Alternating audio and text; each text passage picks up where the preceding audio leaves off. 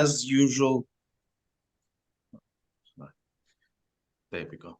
It's being recorded. Okay. So welcome again. And as usual, let's start by paying respects to our wonderful teachers. And today, since we're going to be talking about the Maha Theris, I thought it would be really apt to include Aya Medanandi and the other Bhikkunis from Sati Saraniya, paying homage and passing on our gratitude for their lives, their practice, and their inspiration. So we'll just chant the Itipiso. Itipiso Bhagava Arahang Samma Sambuddho Vijja Charana Sampanno Sugato Lokavidhu Anuttaro Purisa Dhamma Sarati Sa Tadeva Manusanang Buddho Bhagavati Sawakato Bhagavata Dhammo Samditiko Akaliko Ehipasiko Opanayiko Pachatang Vedita Bhovinnyo Hiti Supatipan No Bhagavato Savaka Sangho Ujupatipanno Bhagavato Savaka Sangho Nyaya Patipanno Bhagavato Savaka Sangho Samichi Patipanno Bhagavato Savaka Sangho Yadidanchatari Sayugani Atta Purisa Puggalaye Sabhagavato Savaka Sangho Ahuneyo Pahuneyo Dakhineyo Anjali Karaniyo Anuttarang Punya Ketang Lokasati.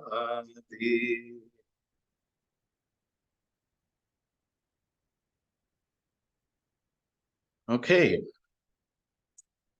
So this evening, we'll be talking about the inspiring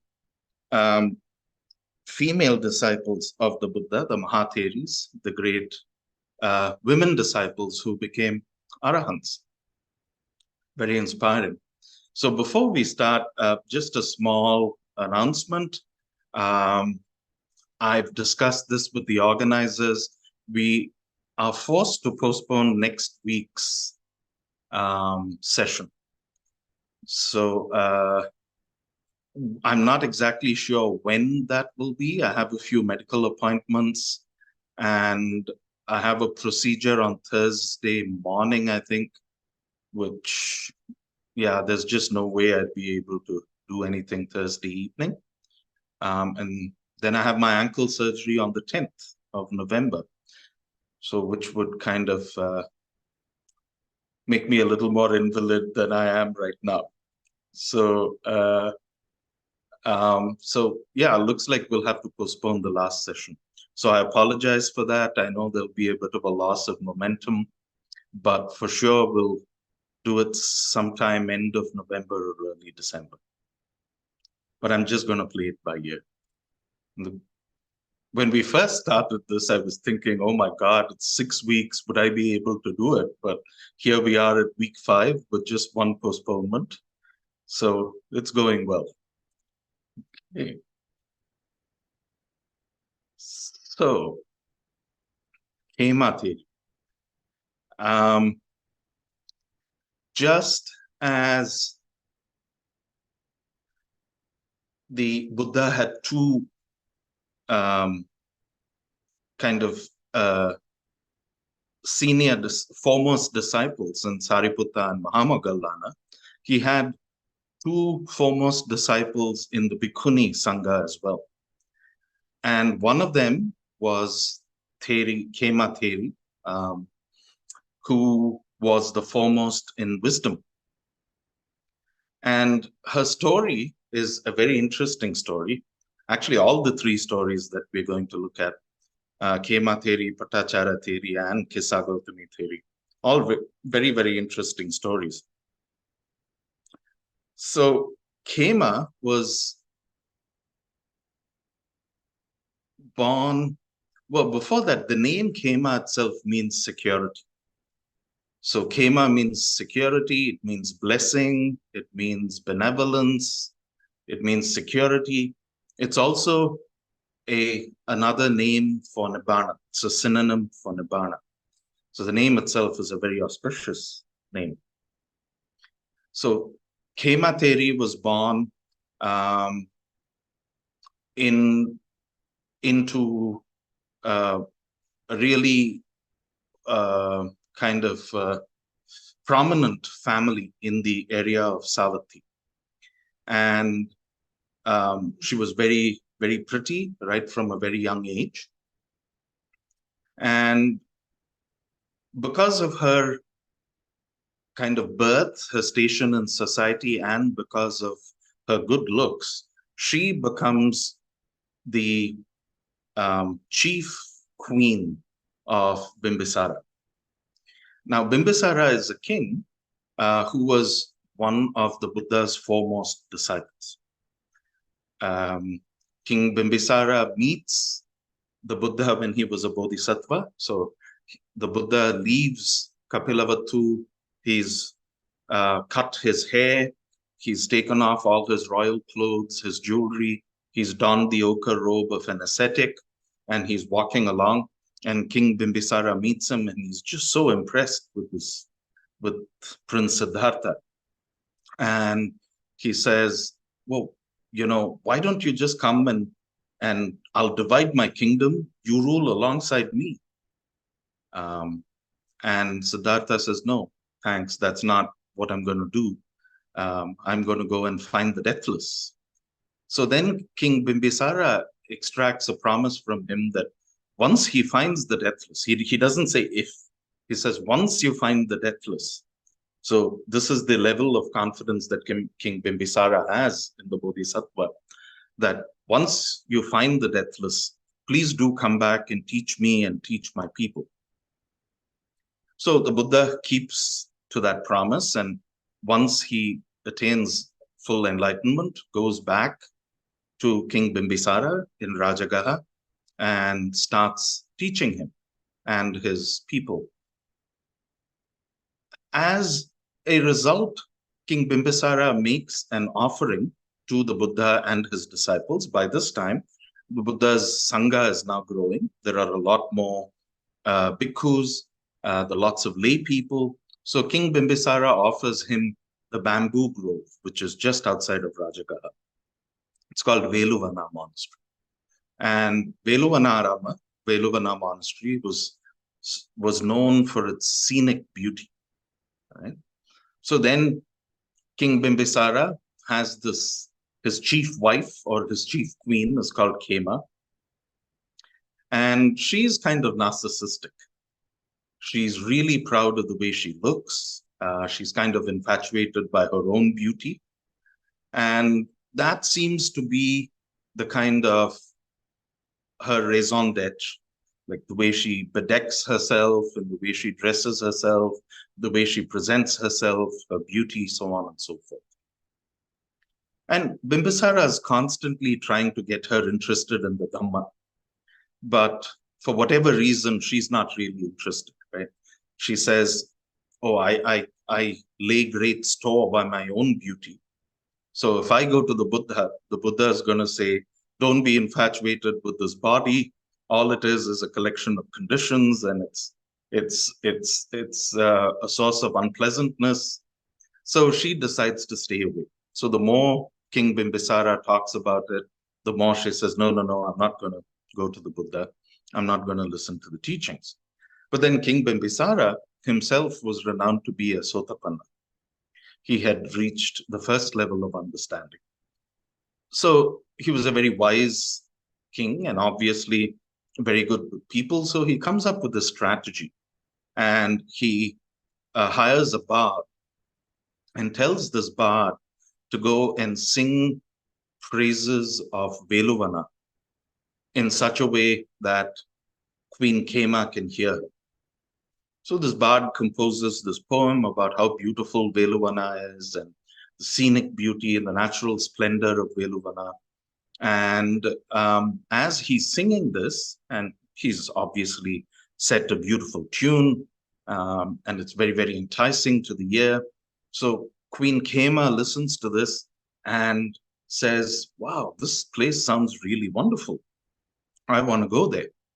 So now Bimbisara organizes this huge retinue to take Queen Khema to Veluvana Monastery.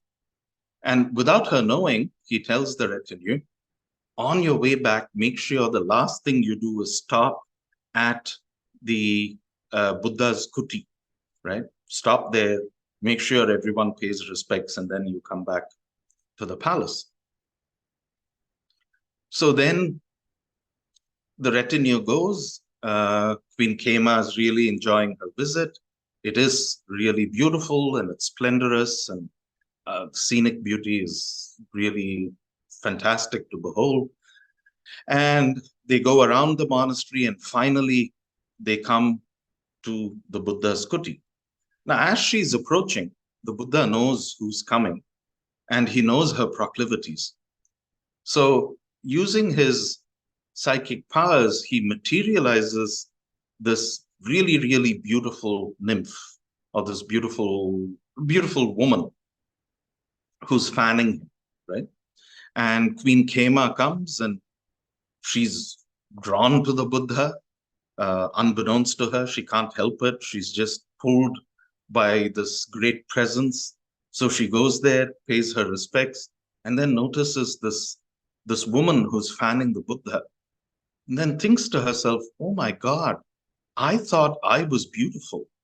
I thought, I was so enamored by my own beauty. But here is this woman who's way, way more beautiful than I am. If I compare my beauty with hers, I look like a dour maid. So, there's this kind of realization right there, this opening, this kind of tamping down of the narcissistic tendency that she has. The Buddha doesn't just stop there. As Khema is noticing, he kind of changes this really beautiful young girl who's fanning him, changes her form to a middle-aged woman, then a really old woman, then a woman who's sick, and finally this old sick woman dies and falls to the floor. And seeing this, Queen Khema is absolutely, there's insight that comes up. Of course, she's shocked. Then she moves beyond the shock, and she starts analyzing this. She starts reflecting on this. And she's able to understand that, yes, if this happens to that woman, of course, the same thing's going to happen to me. So what's the point of me being so attached to my own form, to my own beauty, when this is so transient, when this is bound to change, when this is subject to old age, sickness, and death? And it says that the suttas say that her reflections on this condition are so, so powerful that right then and there, in her royal attire, bedecked in fine silks and jewelry, right then and there, she reaches the state of an arahant. She reaches full understanding. So then, at the end of it, she asks the Buddha for the going forth. And the Buddha happily allows her to become a Bhikkhuni. So her unique strength is, of course, she is Sariputta's counterpart. So how Sariputta is foremost in wisdom, in the Bhikkhu Sangha, in the Bhikkhuni Sangha, Khema Theri is the foremost in wisdom. So the Buddha says, Etadaggang Bhikkhuninang Mahapanya. So amongst the Bhikkunis, this is the Mahapanya, the one with the greatest wisdom, right? So that is one of her unique strengths. One of the most important happenings, and then of course, now for her, because of this reflection, she reaches full understanding and she joins the Bhikkhuni Sangha. And since she now has a position of responsibility, she teaches other Bhikkhunis and she trains other Bhikkhunis. She's practicing by herself, living the holy life. And one day, King Pasenadi is out on tour and Khema Theri is residing in a little village. And as Pasenadi passes through this village, decides to halt there for the night. So he sends out his attendant to find out if any of the anyone belonging to the Bhikkhu Sangha or the Bhikkhuni Sangha, any followers of the Buddha, are there residing in that village. Because King Pasenadi is also a very devout follower of the Buddha.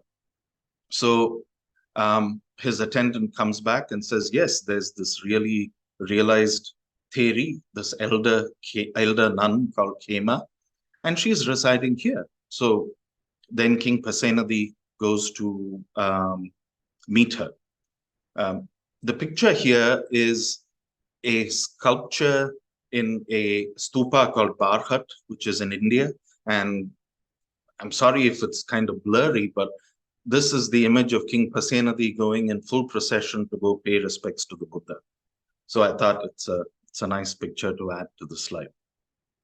Right. So anyway, King Pasenadi goes and pays respects to Ayya Khema and then asks Ayya Khema, oh, Venerable Lady, I have a question. And she says, yeah, what's your question? So King Pasenadi asks her, after the death of a Tathagata, does he exist? Does he not exist? Does he both exist and not exist?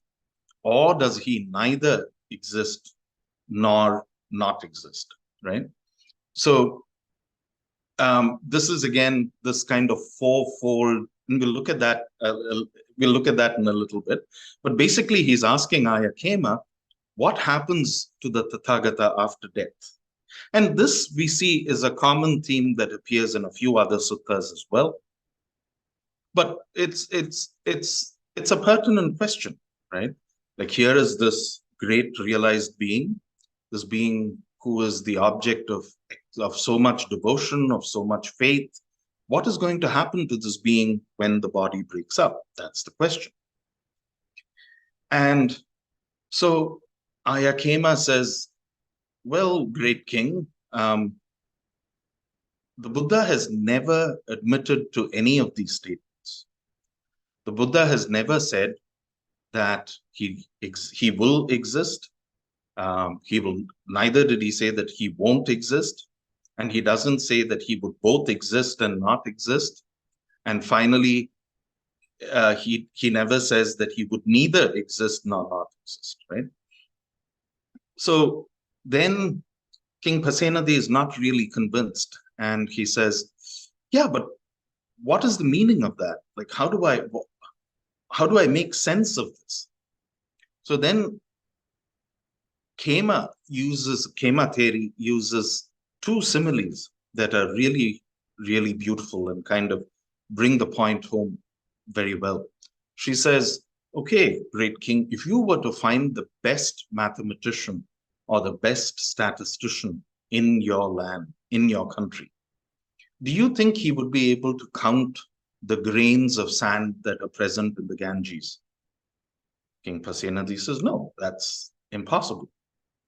So Ayya Khema says, okay, if that's impossible, then could that great mathematician or statistician count the number of gallons of water there are in the great oceans? So Pasenadi says, no, that's impossible too.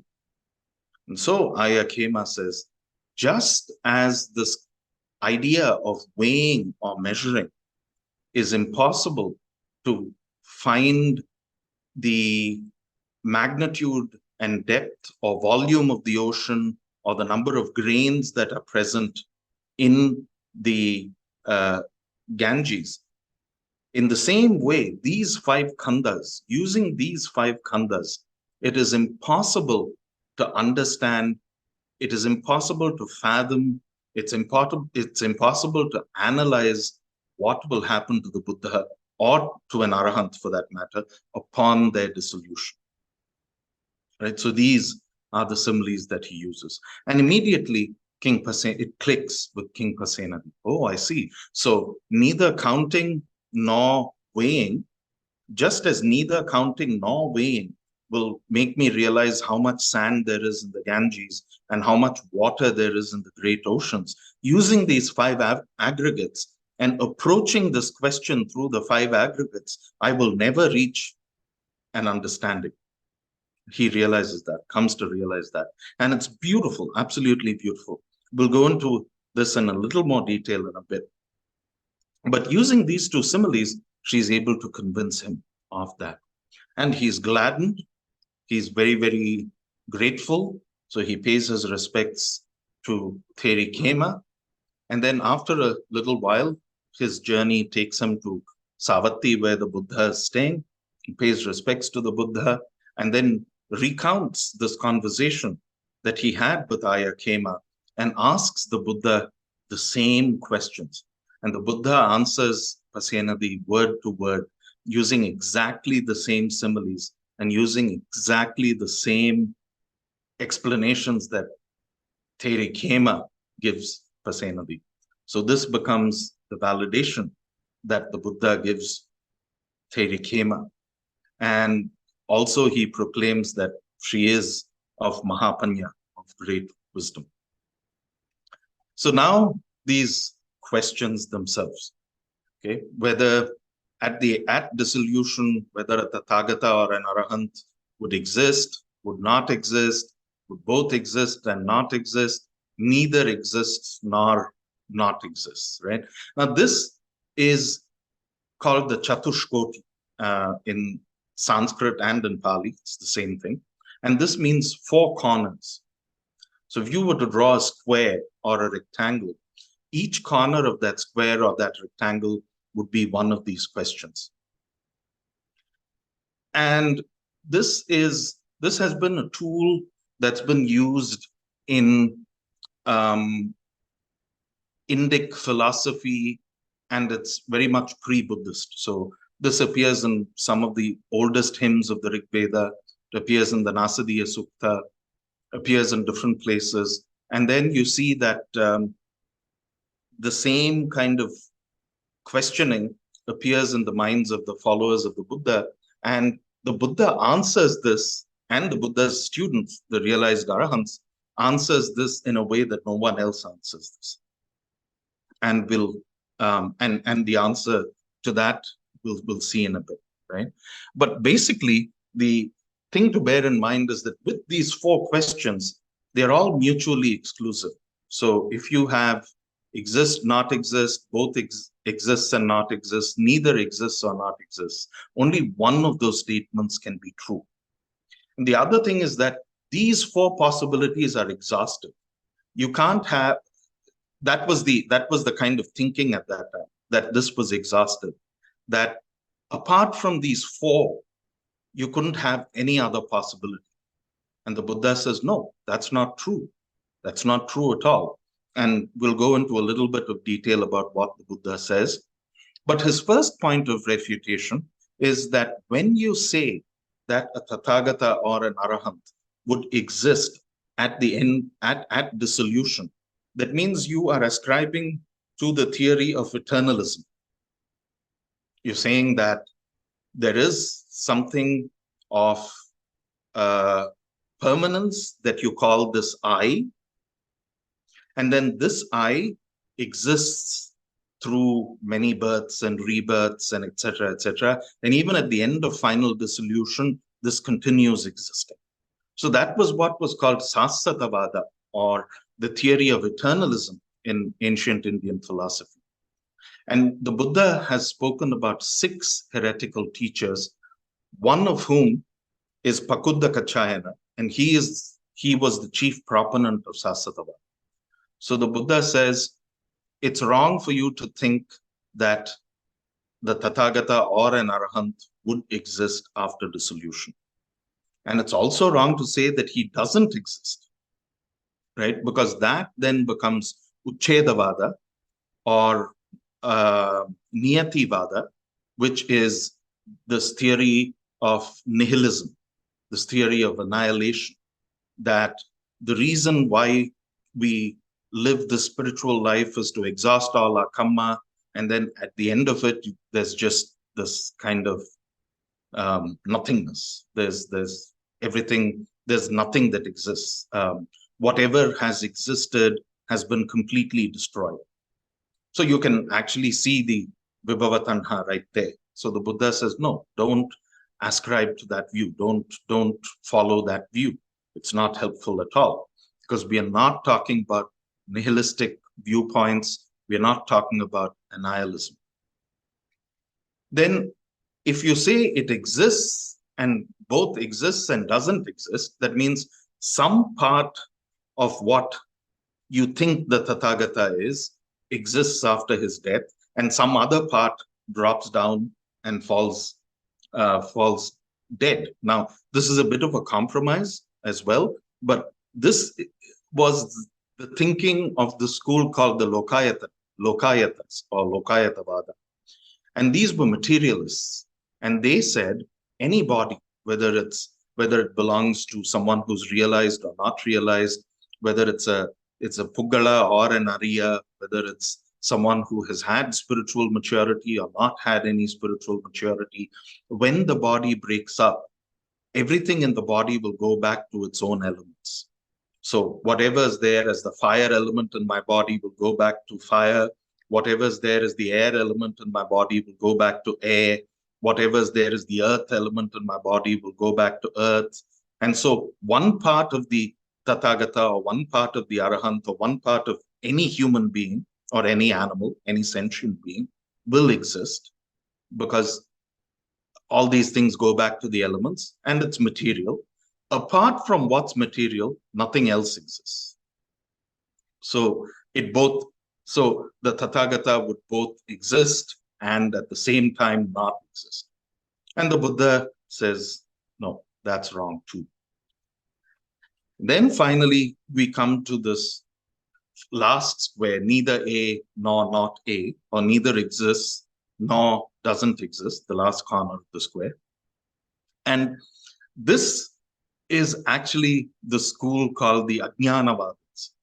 And it's very interesting because Ajñanavada, the main proponent of Ajñanavada was Sanjaya Vedatiputta, and he was the original teacher of both Sariputta and Mahamudgala when before they met the Buddha, right? And so the Buddha is actually quite severe on this school, and he calls them the Amara Vikepakas, which means the eel wrigglers, right? So just as you find an eel and you try and hold it and it wriggles away and escapes, these people are the same way. You try and hold them to a position, they'll just wriggle and slip away, right? And the reason that they will never take a position is because they feign ignorance, right? They're scared of consequences. They're scared of taking a position. They're really motivated by this idea of not taking a position doesn't come out of wisdom. The Buddha's idea of not taking a position, not having fixed views, comes out of a place of wisdom. For these people, there's really no wisdom. It's just an idea of convenience that no one can pin them down. So they're just being smart about this, right? If you tell them that this happens, they'll say, no, that doesn't happen. I don't say that. Oh, so is the opposite true? And they'll say, no, I never said that either, right? So it's a way of getting out of questions, getting out of debates.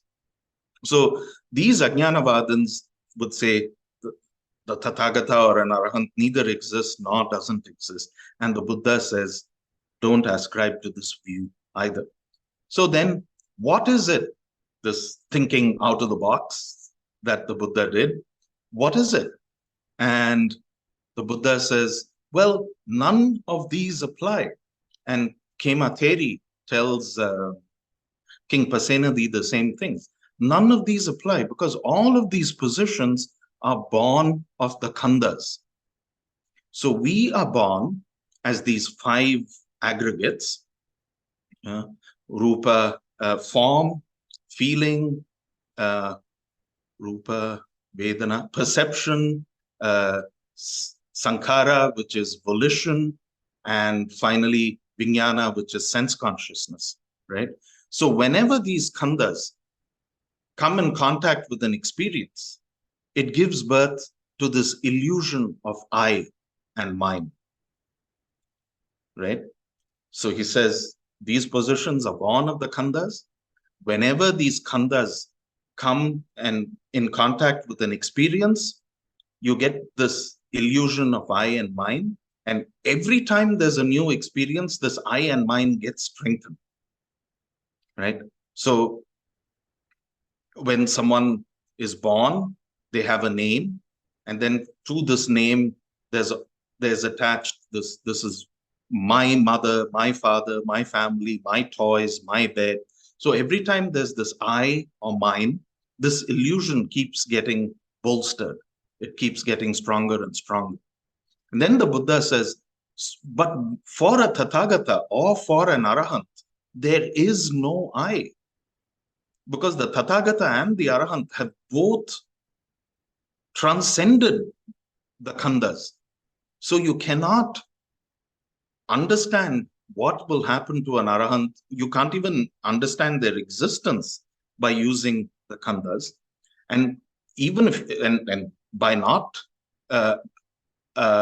understanding their existence through these khandhas, you can't understand what will happen when when they die through the khandhas. Because just as weighing or measuring will not tell you how many grains of sand there are in the Ganges or how many gallons of water there are in the ocean, using this approach of the 5 khandhas, using the approach of time and space, using the approach of form and conditionality, one can never understand the abiding or the dissolution of this thing that is beyond all of this.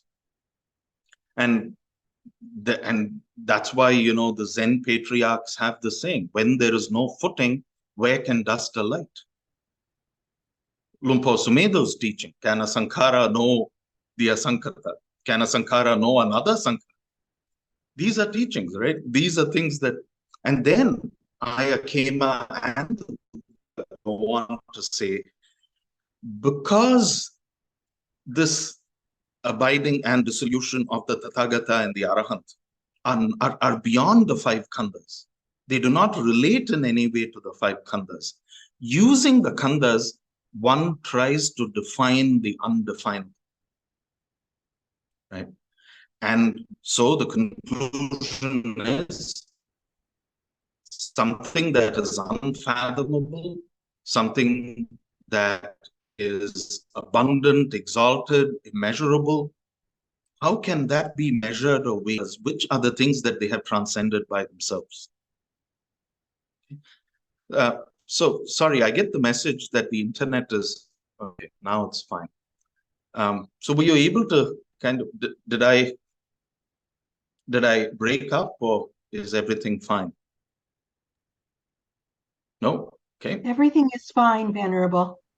Great, thank you. Okay, so this was really the crux of Aya Khema's teaching to King Pasenadi, and this is what the Buddha validates as well. And so when we say that we cannot come to the transcendent through the conditioned, or we cannot weigh, measure, understand the transcendent, the abiding of the Arahant, or the dissolution of the Arahant, by using these conditions that exist, by using rupa, vedana, sanya, sankhara, and vijnana, then how do we approach it? And this is where some of the teachings of Lumpur Cha, Lumpur Sumedo, Lumpur V really help us get to this. First of all, realizing that it is evocative and not analytical is the first step. Lumpur Cha always used Pu-Ru. Pu is person, Ru is to know. So he would always say, try and find out who this Pu is. Is there a Pu? I mean, Pu as in person, Purusa in Thai, Purisa in Pali. Is there a person? Is there an essence? Find out. Right? Question. Ajahn Jayasaro, then now he has come up with this phrase called Tham Ru. And Ru is to know, Tham is the Dhamma, so knowing the Dhamma. So he says, just know conditioned phenomena. Be aware of conditioned phenomena. Right? Take out all of these kind of evaluating, proliferating, take out the judgment, take out the doubt. Just sit and find out if there is, what is, right? Mine, it's again unsure, right?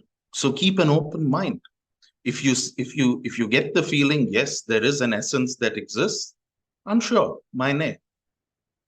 And if you get the feeling, oh, there is no essence, mine, again. It both exists and doesn't exist, mine. It neither exists nor exists, mine. Everything is mine.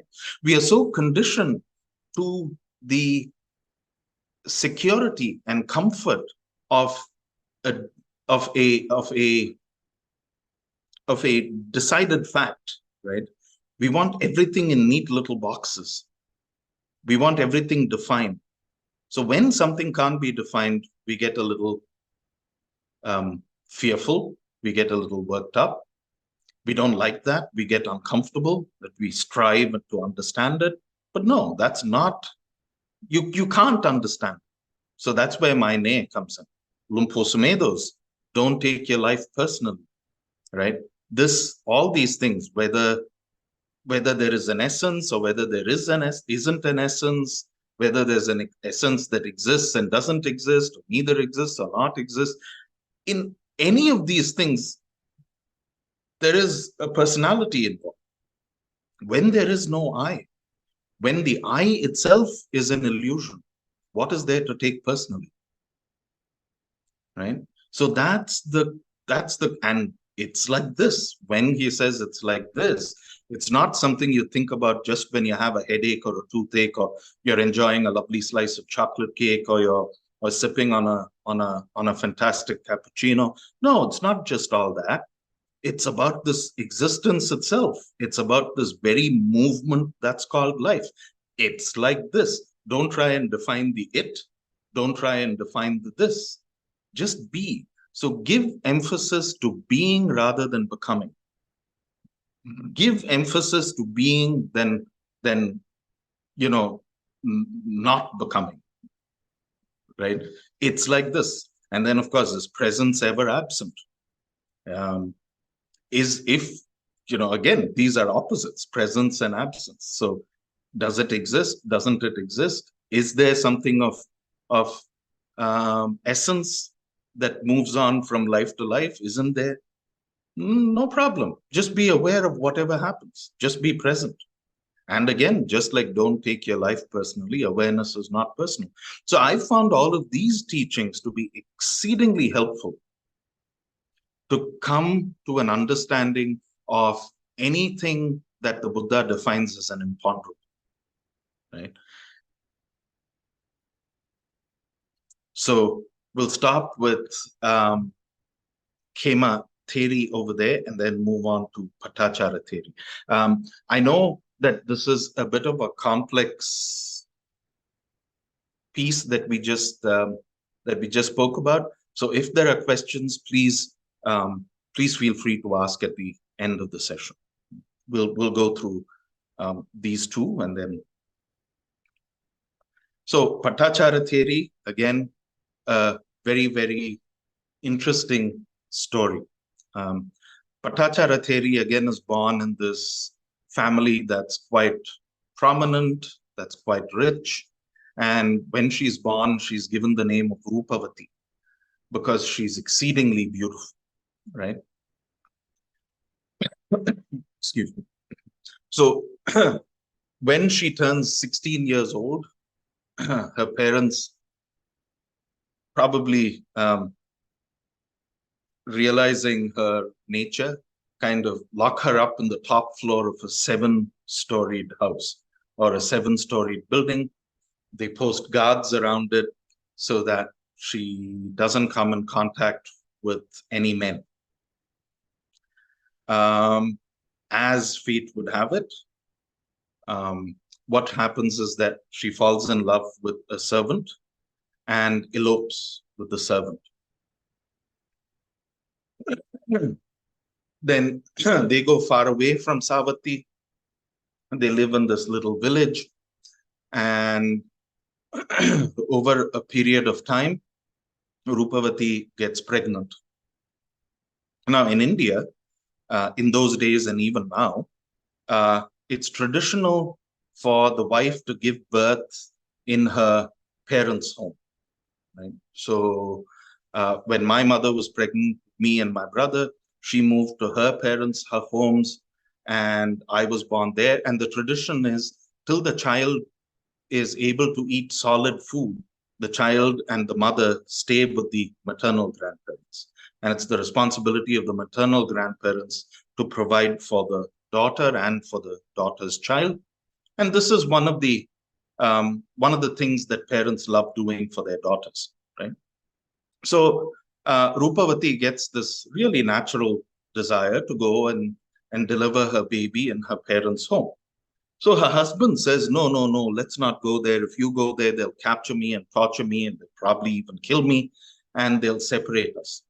And she tries convincing him, but he doesn't get convinced.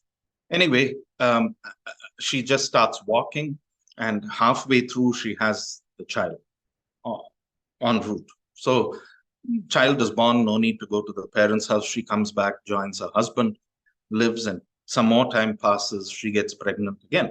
The same drama ensues. She wants to go to her parents' house. Husband is not really for it. So she starts walking. Then the husband comes back and asks the neighbors, hey, where's my wife gone? The neighbors say, well, she's gone to her parents' house to give birth to her child. So then the husband starts following her and catches up with her. And just as he catches up with her, there's this huge storm, right? There's thunder and lightning and heavy rains. And so Rupavati tells her husband, please go find some shelter.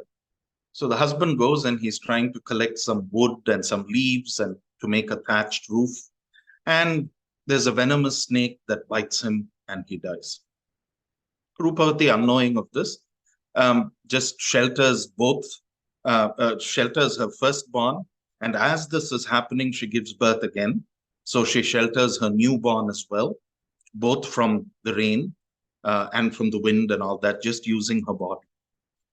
And in the morning, after the storm has passed, she tells her firstborn, okay, come, let's go to your grandfather's house. It looks as if your dad has left us and gone away.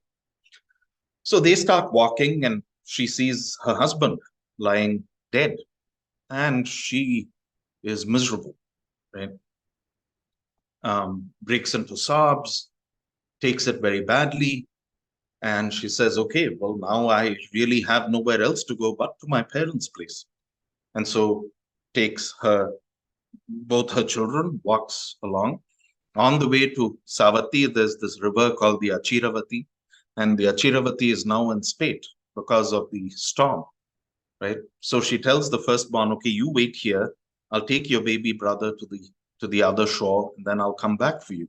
So she leaves her first son there, crosses the river carefully, leaves the newborn baby on the other shore, and she's going back to get her firstborn. Just then, an eagle swoops down, grabs hold of her newborn baby, and flies away. And she sees this. She's absolutely helpless. Imagine the state of a mother when she sees something like that. She starts yelling. She starts screaming. It's really painful for her. And so the son looking at his mother midstream, and the mother is shouting, the son thinks that the mother is calling out to him. So he enters the water, and as he enters the water, the current is too strong and it pulls him away. So within a very, very short time, Rupavati loses her husband, her son, her first son, and her newborn baby, right? And so you can imagine the kind of state of mind she's in, very depressed, kind of confused, doesn't know what hit her, and she starts walking towards Savatthi. And as she's walking, she sees a traveler who's just left Savatthi and who's walking towards her. And she meets him and she asks him, because she's from a prominent family, she says, oh, I'm going to meet my parents. Is everything well over there? And he says, oh, please don't ask me. Ask me about any other family. Just don't ask me about them. So she insists. She says, no, I need to know. I'm their daughter. And he says, well, you see that plume of smoke rising up in the distance? She says, yes. And he says, well, that's the funeral pyre of your parents and your brother. So last night in the storm, the house collapsed and they got crushed. So everyone else removed the bodies and the cremation is just happening. And this is enough. This is the straw that breaks the camel's back. She realizes, okay, she's lost her husband, her two sons. Now she's lost her parents and her brother. And it hits her that she's now truly destitute, right? So grief overtakes her. She loses all mindfulness. She rends all her clothes and she starts running naked towards Savatthi. And she's just running helter-skelter. People see that there's this naked woman who's gone berserk running on the streets. So they kind of throw mud on her. They throw rubbish on her just to make sure that she doesn't come to their place. And as she's running, she just enters Jetavana monastery. And as she enters Jetavana, all the lay people who are there and the monks and nuns who are there listening to the Buddha's discourse, they're all shocked at seeing this sight, right? This naked woman who's probably yelling and screaming and crying, not a pretty sight, just kind of rushing. All of them say, stop this crazy woman. Buddha says, no, let her come, let her approach. So as she comes running, she sees the Buddha, and in the Buddha's presence, she's jolted to some state of mindfulness. The Buddha says, take hold of your sati, don't let it go. Grab hold of your mindfulness. And she realizes all of a sudden that she's naked. And there are all of these people around her. And there's this great sage, this presence that she's running towards. And so she kind of cowers in shame. And just then, a kind-hearted person who's standing there removes his upper robe and throws it on her, and she starts walking towards the Buddha. And hence she gets her name Pattācāra. Patta means the upper cloth that lay people wear. Chara is the one who walks. So as this guy throws this upper cloth on her, it falls on her body and she starts walking towards the Buddha. The Buddha gives her the name Pattācāra, the one who walks with the cloth, right? And the Buddha is very kind. He says, come, sit down, tell me what's troubling you. And she tells him that this is what's happened. And, the Buddha says, oh, it's very sad what has happened, but do you actually understand that it's not the death of your loved ones that's troubling you so much, it's the attachment you had to them. And he explains to her that, yes, what you're going through now, in all his compassion, he explains, what you're going through now is extremely painful. It is extremely difficult. But there have been so many lives that we have shed tears for our loved ones. And all those tears combined from one single person would exceed all the water there is in the great oceans. Right? And that gives her comfort, that gives her strength. And she's able to get her mindfulness completely, and she prostrates in front of the Buddha and says, please give me the going forth. And the Buddha gives her the going forth as a bhikkhuni. And she lives her life extremely well. And her unique strength was that she was kind of the counterpart to Pali, in that she was the holder of the Bhikkhuni Vinaya. So because she had lived a life that was not quite conforming to the rules became a really good source of comfort for her. The Vinaya becomes this real security, this real comfort for her. And so the Buddha calls her Etadagang Bhikkhuninang Vinayadaram, the foremost of the bhikkhunis, who's the holder of the Vinaya. And she's also an excellent teacher. She inspires many other bhikkhunis, so much so that when those bhikkhunis get enlightened, they sing praises of Pattācāra. We'll look at that in a minute too. So then what happens is, after the Buddha has given her the going forth, she's practicing diligently, mindfully. And one day, she is going to her kuti, and her kuti is kind of on a raised embankment. So when she reaches the door of her kuti, she takes the water pot and washes her feet. And then she sees this water kind of flowing down. And that sight gives her this kind of deep insight, that she sees this water flowing down. Some of the water gets absorbed by the ground immediately. There's some water that flows kind of midway and then it gets absorbed. And then there's some more water that flows all the way down the slope and gets absorbed by the ground there. And this tells her, oh, just like how the water, some of the water is absorbed right away, some of the water proceeds to a certain length, and then some of the water goes all the way. Just like that, people are like that too. Some people die very, very young, like my own children. So just as the water runs a short distance and gets absorbed, they live for a short period of time and they die. Some of the water goes midway and then gets absorbed, just like my husband, who lived to probably half of the age expectancy of the time. So reaches middle age and then he dies. And then some of the water goes all the way down the slope, like my husband and my brother, both of them reach middle age and they die. So the water getting absorbed halfway down the slope. And then finally, there's some water that goes all the way down, just like my parents. They've lived life completely, and when they're old, they die.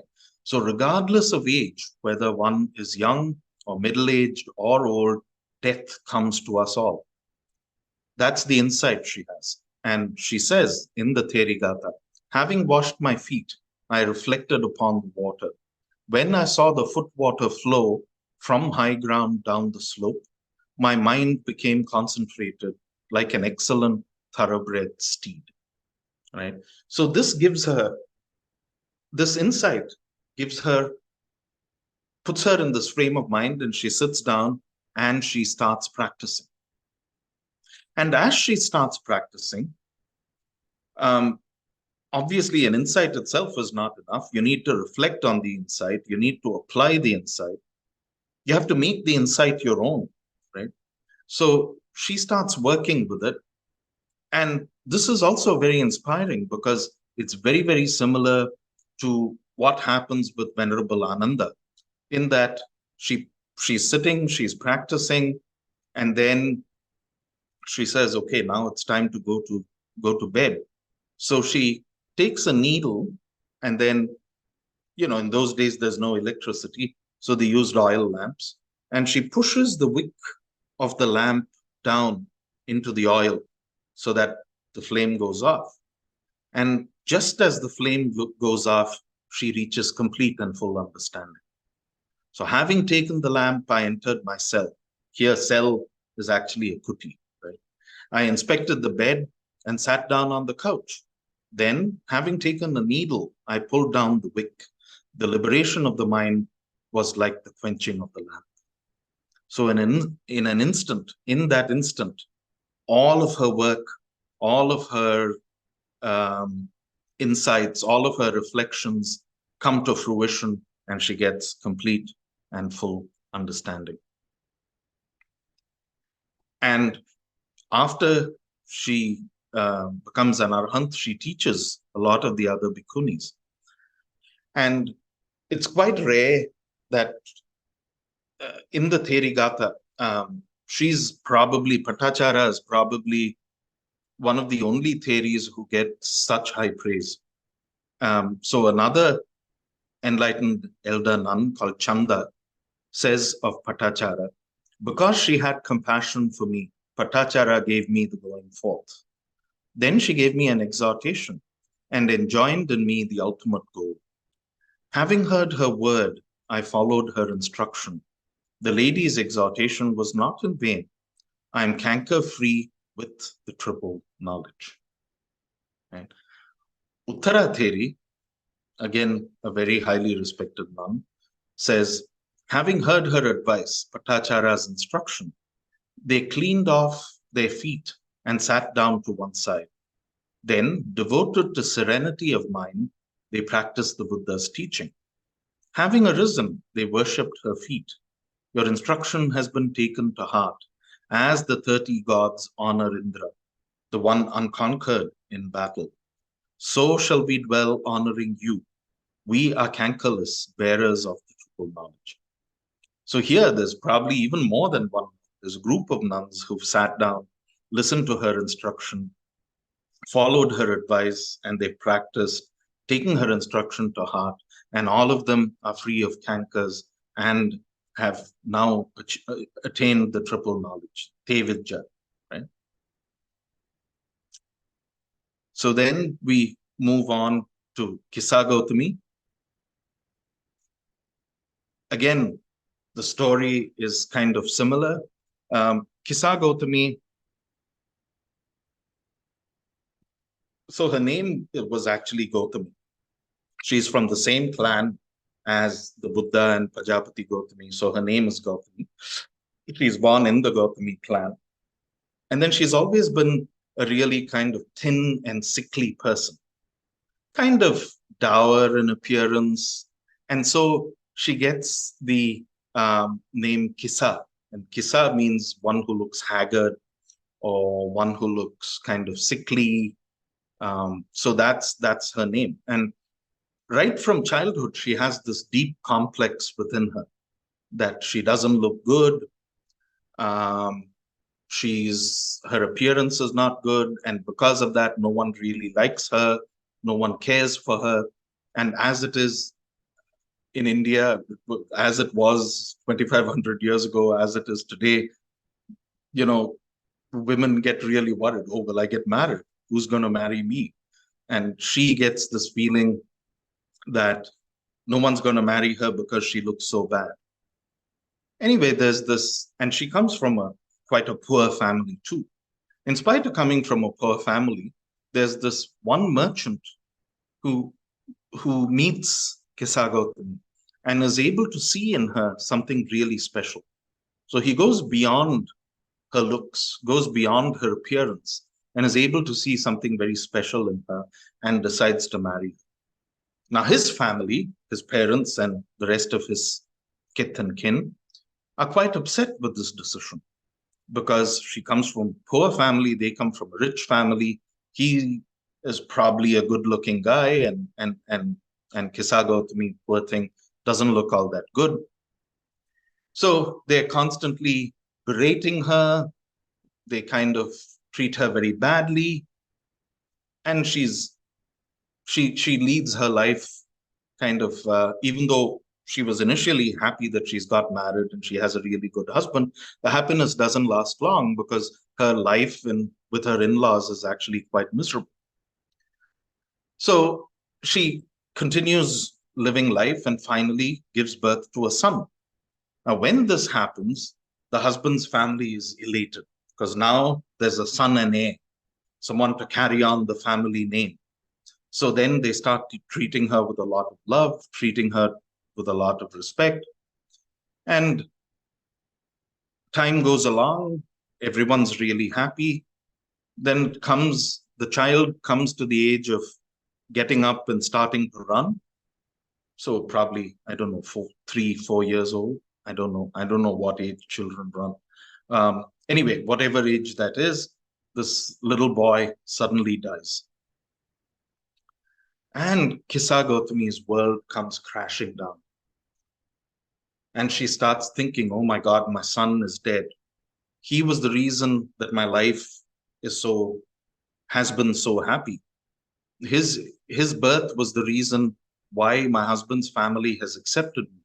So now what's going to happen to me? My son is dead. My husband's family is going to start treating me very badly again.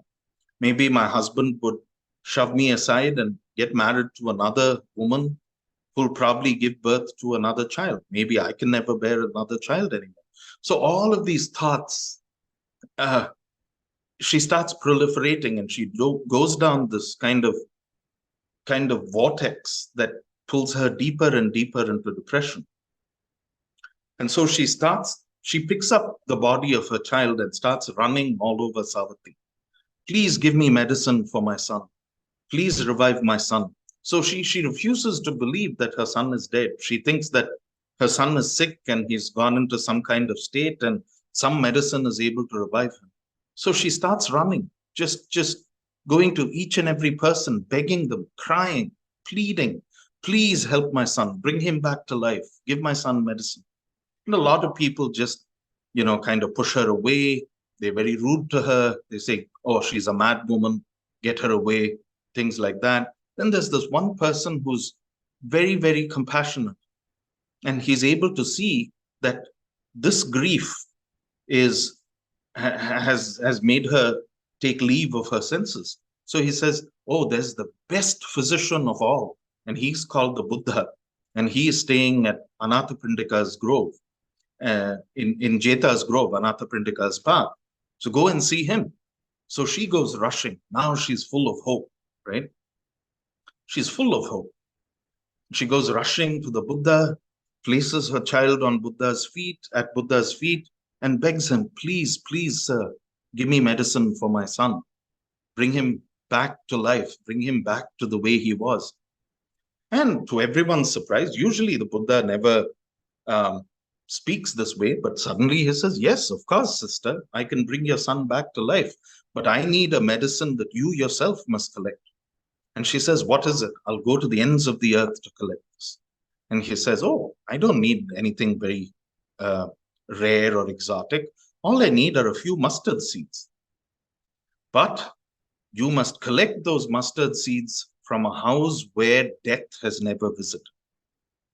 So she doesn't, she's so full of hope and she's so full of devotion and faith that now she has lost her ability to reason. So this doesn't make an impact. She says, yes, I'll go. So she goes from door to door. Please, may I have some mustard seeds? And they say, yes, of course.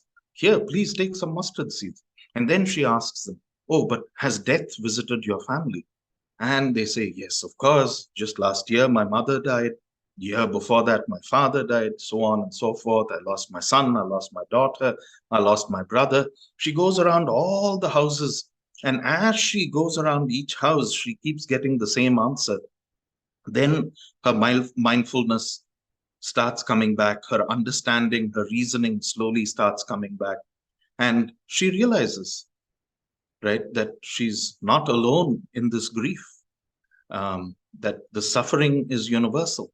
So where there was delusion, now there's understanding and compassion.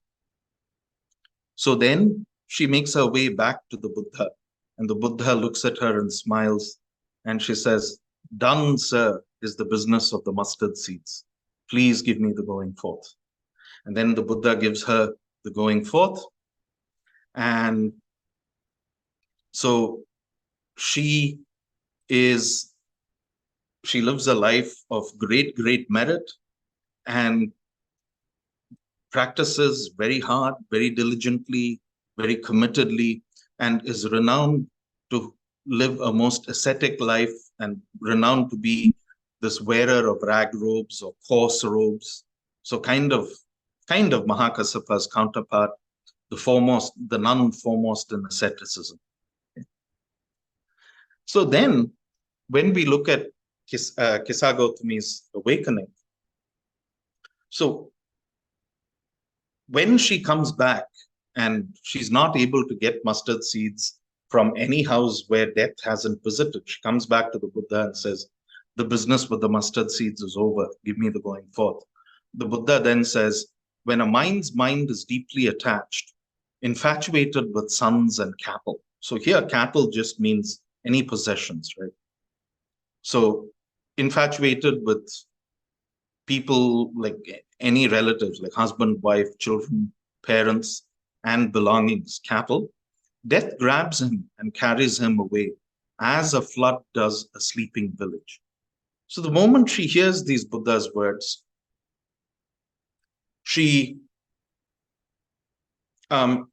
reaches the first stage of understanding, and she goes forth and she starts practicing. Then one day, as she is practicing, she looks at the oil lamp in her kuti, and then she sees the flame kind of dancing, going up and down, up and down, up and down. And she thinks to herself, just as the way this flame keeps going up and down, my life too has been going up and down. And I have been so attached to these ideas that I have had that my life, there has never been any happiness in my life. So when she gets that insight, her mind gets collected. Then she starts practicing. And just then, as she's observing this flame, and she has these thoughts and she has this insight, the Buddha then reads her mind and then sends her a thought through extrasensory perception. And he says, though one should live 100 years not seeing the deathless state, yet better is it to live for a single day seeing the deathless state. So as soon as she hears this, her mind is already concentrated now, because she's been looking at the flame and she's realized the vagaries of life. She realizes anicca, anatta, dukkha. And then when this voice of the Buddha comes into her heart, she's now invigorated. She has hope. There's virya, there's energy, there's vigor. So she sits down again, continues her meditation, and reaches full understanding. And when she becomes an arahant, her words are, again found in the Therigatha, developed by me is the noble path, the eightfold path leading to the deathless. I looked into the mirror of Dhamma, and thereby I realized Nibbana. With the dart drawn out, the burden dropped. I have done what had to be done. The elder nun, Kisāgotami, has recited this, one with a mind well released. So, what was her unique quality? Her unique quality was that not only was she the foremost nun in the practices of asceticism, she was also very, very renowned for her appreciation of Kalyana Mittata, her appreciation for noble friendship. And, in many places you can read how she feels so grateful to the Buddha that he not only allows her to approach him, but he listens to her and he guides her, in such a special way.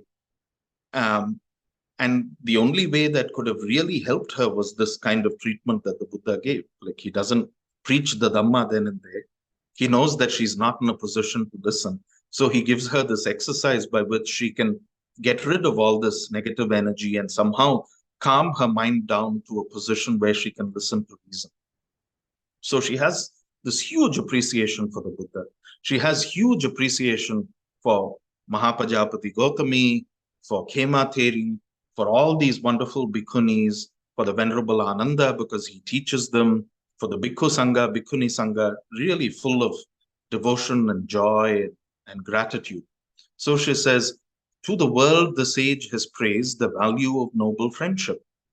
By resorting to noble friends, even a fool becomes wise. One should resort to worthy people, for thus one's wisdom ever grows. By resorting to worthy people, one is freed from all suffering. One should know the Four Noble Truths, suffering and its origination, then the cessation of suffering and the Noble Eightfold Path. Okay. So what are some of the takeaways from Kisāgotami Theri's legacy? Well, first is that appearances are deceptive. So even though everyone looked at her as this really skinny, gaunt thing, no one gave her any attention, no one gave her any importance, inside was this flame that was just waiting to burst forth. And it happened because of the Buddha and his teachings. During her kind of life and practice, she also exemplifies that there are no guarantees. So initially, she's very happy when her husband chooses her. He seems to be like a really good guy. He's successful in his profession, comes from a good family, marries her. She's very happy. And then when she realizes how his side of the family is treating her, she gets depressed. She doesn't like it. Then she has her son.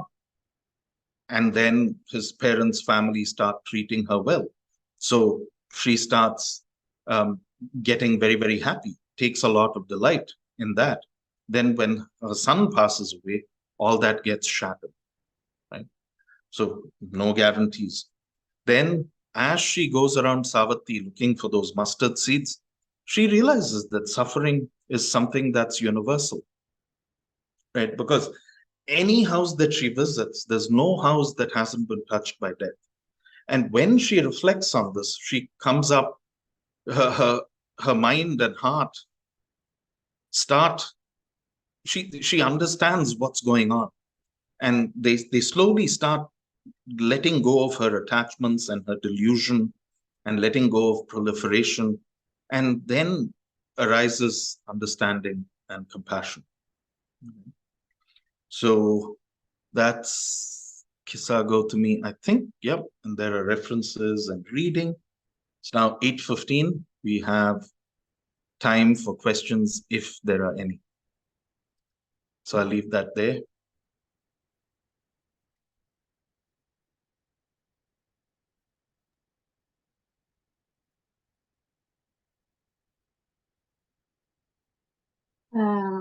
Are there any questions? If anyone has, please raise your digital hand. I see Inga has a question.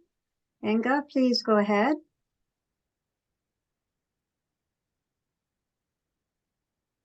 Hi, Inga, you're muted. Mute. Thank you. There you go. Yes. Nice to see you again. Nice to see you again. Thank You you. look so well. It's hard to believe that you have to go through some struggles. Yeah, well. I hope it goes well for you. Thank you. Thank you so much. Thank you. I have two silly questions and one probably also silly.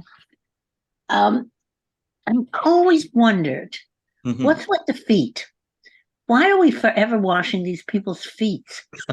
I don't know. Do you happen to know? I mean, Jesus Yes. gets feet washed. What's the reason with the feet? Well, it's very cultural. It's very cultural. Basically, in Indian culture, in any Asian culture, the highest part or the most venerated part of one's body is the head.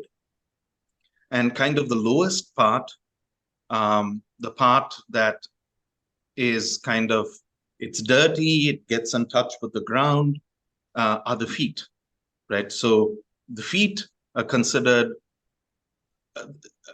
it's not a part of the body that's naturally given a lot of respect. So when you go to someone and fall at their feet or place your forehead at their feet or you wash their feet, it's a sign that I hold you in such high esteem and such high respect that the lowest part of your body is highest than the highest part of you. So that's the symbolism, right? Okay. That's why before they had statues of the Buddha, one of the symbols that represented the Buddha were his feet. Oh. Same reason. So just to hold someone in such high regard that the lowest part of their body is higher than my highest part. And hence, I prostrate at their feet, or I wash their feet, or I worship at their feet. That's the importance of feet.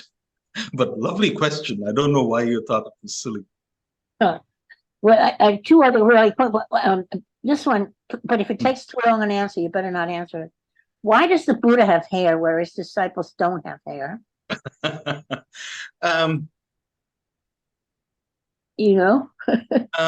Well, that's a very good question. I'll wait for the answer. Yeah, some scholars actually say that the Buddha had shaved his head too, but who knows? I mean, this thing happened so many centuries ago. And when you read certain suttas where people are berating the Buddha, they say, "Oh, shaven head," right? That's how they address the Buddha when they are berating, even in the suttas. So there is kind of recorded evidence that the Buddha shaved his head.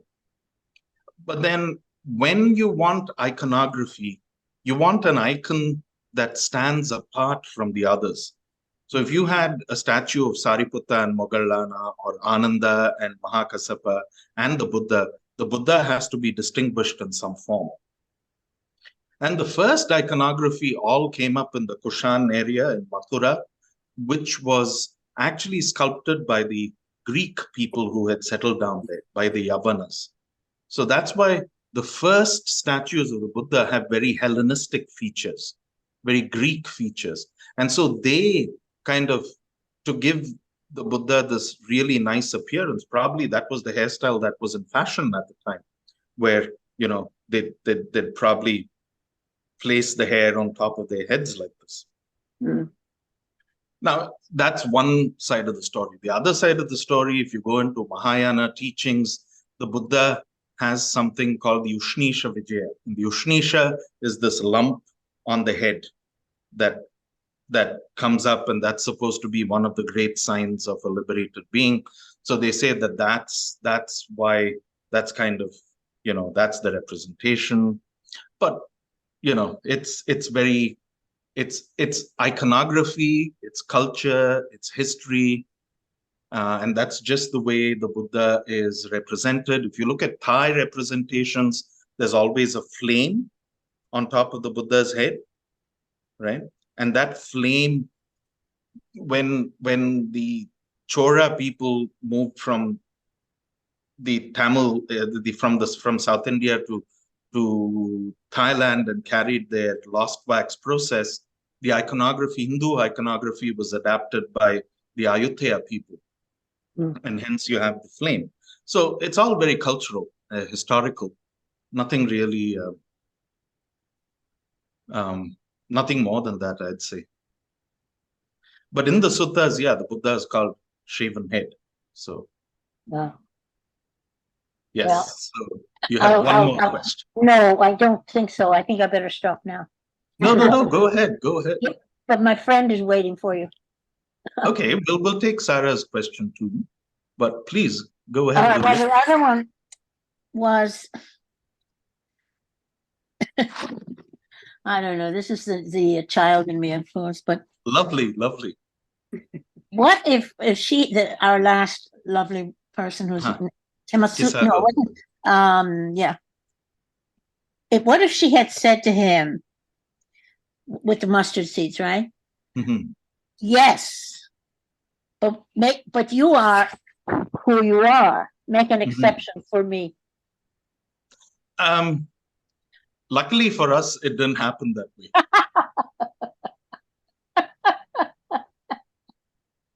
Oh, that's a good answer. If I were If I were in her place, I would have possibly said that. Hey, you're the big dude here. You do it for me. I'm coming to you with a problem, right? But luckily for us, she didn't say that. So Okay, then. So the teaching holds. yes. Yes. Thank you so much. Okay. Thanks, Inga. Sarah, let's go ahead. Thank you, Hi, Venerable. Sarah. Hello. So I've noticed both today and then in some of the poetry that we have about Bhikkunis that the women are always, they go through such hardships. I mean, such horrible things happen to them. And it's only through that that they reach enlightenment. And so I guess it's sort of two thoughts or questions. It's why is we don't really hear the same kind of stories for the bhikkhus where they go through such, I mean, terrible tragedies and loss. And the second part is, so is that sort of a requirement to reach enlightenment, to be so overcome by this kind of these tragedies? Just those two things that I noticed. No, definitely not. It's not a requirement at all. The Buddha himself says that enlightenment, Buddha himself says that the trajectory of life is in four ways: from darkness to darkness, from darkness to light, from light to darkness, or from light to light, right? So you can have a really lovely, bright life, and it could take you to states which are brighter and lovelier, or you can have a really bright, lovely life, and it could take you to states that are dimmer, not so bright, not so happy, not so joyful.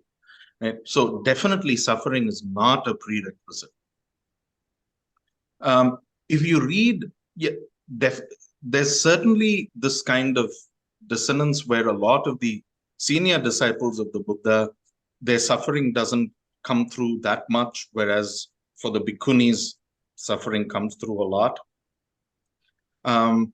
It's undeniable that in Indian society back then, and to an extent even now, the life of a woman, especially in places that are not cosmopolitan, outside cities and villages, that's a fact of life.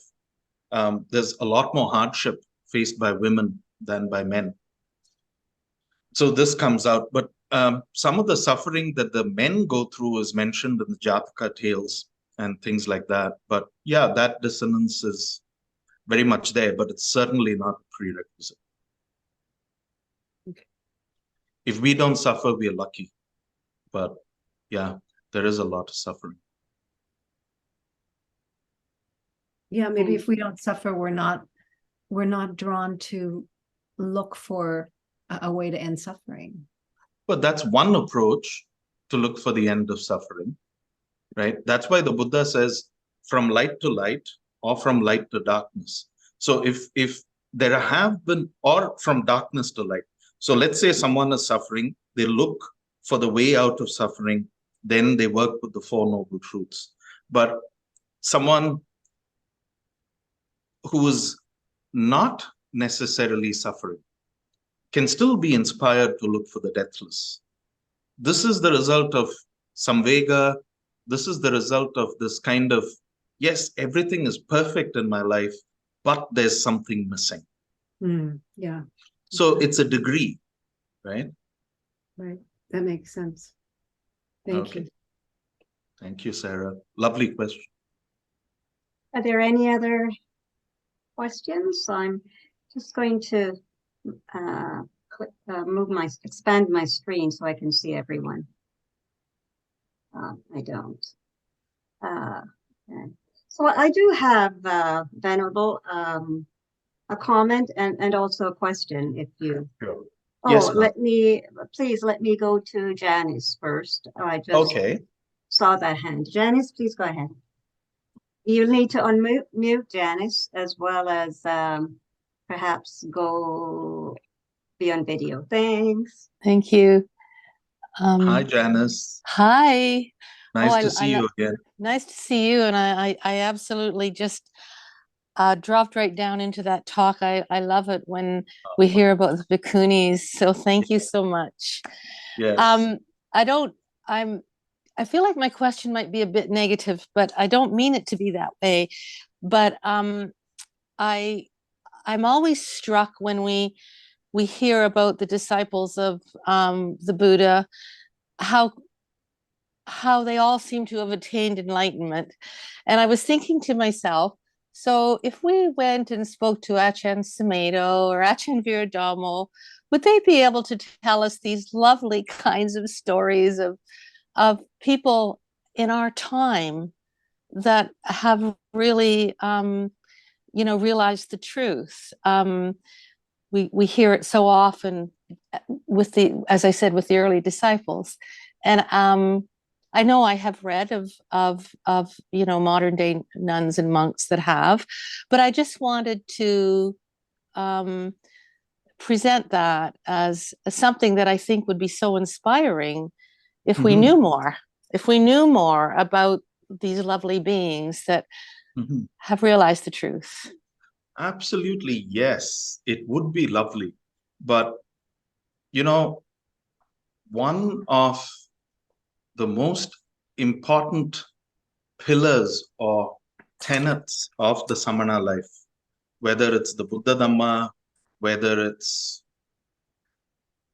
any kind of sannyasin in the Hindu tradition, any of the Jaina teachers, all of them speaking of their own spiritual attainment is, let's say, that's not the hallmark of a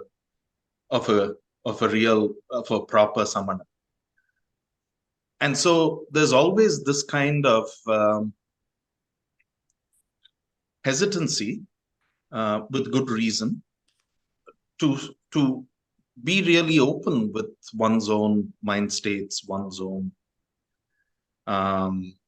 abilities, one's own experiences, especially when talking to non-monastics, right? So that's one part of it. The other part of it is also a kind of strong sense of hiri and ottappa, where as a samana, my own praises or one's own praises should not be the magnet that pulls people. Or rather, let me put it this way. If a monk or a nun were to keep talking about their own attainments, right, it might seem as if they are doing it out of greed for requisites, out of a greed for fame, out of a greed for recognition, popularity. And all these are very, very dangerous to any samana, right? And so that's another. So I would say this kind of hiri-ottappa and this commitment to kind of modesty is very important.